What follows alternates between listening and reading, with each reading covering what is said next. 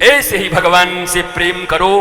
गुरुदेव भगवान बता देंगे कि यहां दिल लगाया, वहां दिल लगाया, यहां काम किया, बस एक छोटी सी टेक्निक बता देंगे। उस टेक्निक से तुम वहां पर अगर लग गए तो सीधा स्रोत मिलने वाला है, ऐसा स्रोत जो कभी सूखेगा नहीं।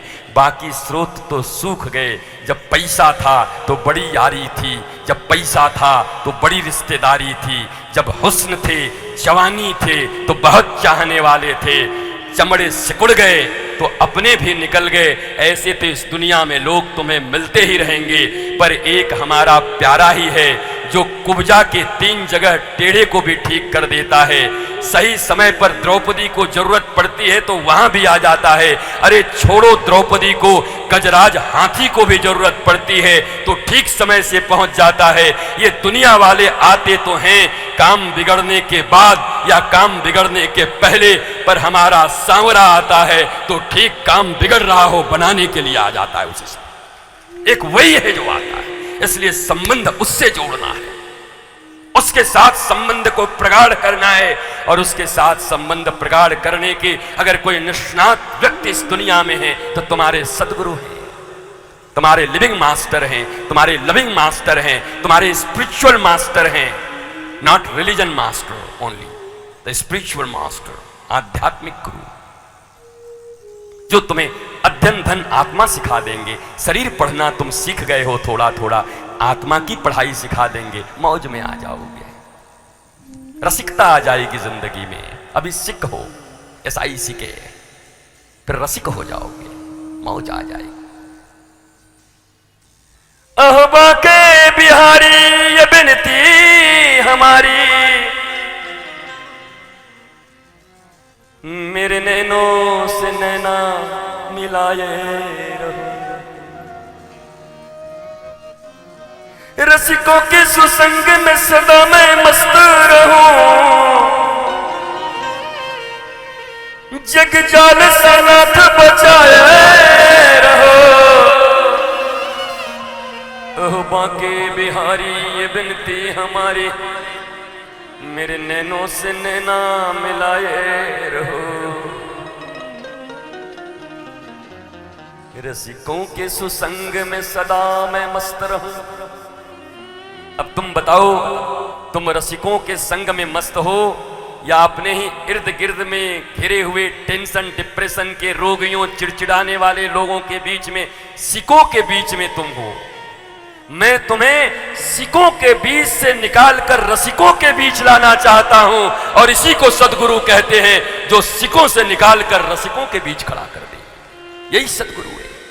हम चारों तरफ सिक हैं, लोग परेशान हैं, हैरान, दुनिया से हैरान है, परेशान है, परिवार से हैरान है, परेशान है, चारों तरफ प्रकाश नहीं दिखाई पड़ती, अंधकार दिखाई पड़ता, तकलीफें दिखाई पड़ती। लेकिन एक ऐसा प्यारा जीवन में आता है, एक ऐसा सदगुरु जीवन में आता है, एक ऐसा स्पिरिचुअल मास्टर आता है जो उस जगह से निकाल करके तुम्हें रसिकों के बीच खड़ा कर देता है। और जब वो रसिकता तुम्हारे भीतर आ जाती है, तुम भी पहले बुझे हुए दीपक थे, वो तुम्हें जले हुए दीपकों के बीच ले आता है। तुम्हारे दीपक जब जल जाते हैं तो तुम्हारे परिवार परिजन में जो पहले से बुझे हुए दीपक थे, अब तुम जाकर के उनको भी जला देते हो, वो सिक भी रसिक बन जाते हैं। बोलो, तुम चाहते हो कि नहीं कि तुम्हारे घर में माता पिता, सारे बंधु बांधव, परिवार सब आनंदित हो जाए? इसके लिए पहले तुम्हें गुरु ज्ञान से रसिक बनना होगा।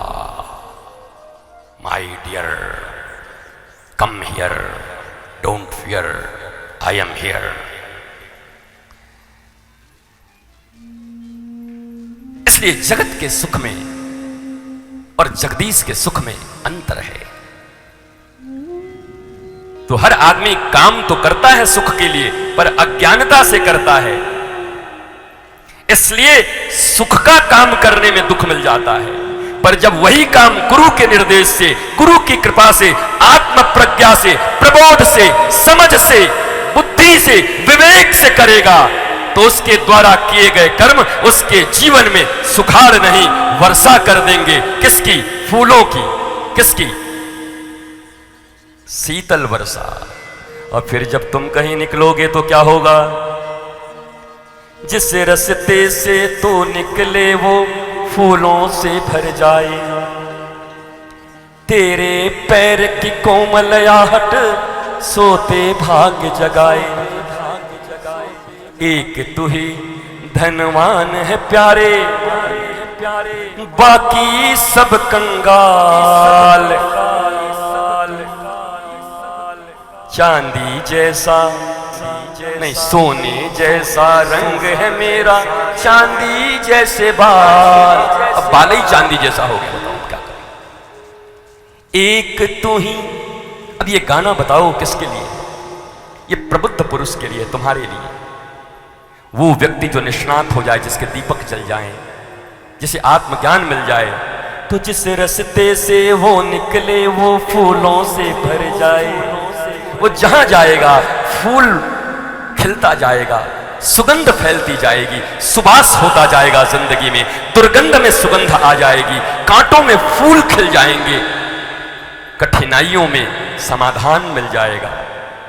तेरे पैर की कोमल आहट,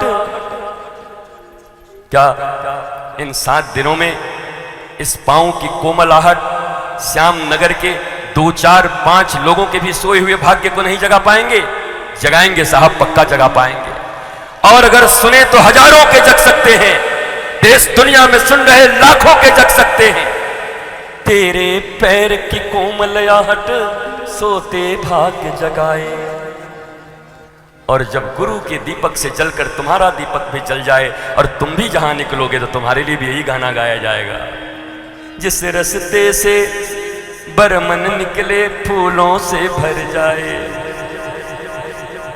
जिस रास्ते से गुलशन निकले फूलों से भर जाए, जिस रास्ते से श्याम नगर के लोग निकले वो देश फूलों से भर जाए।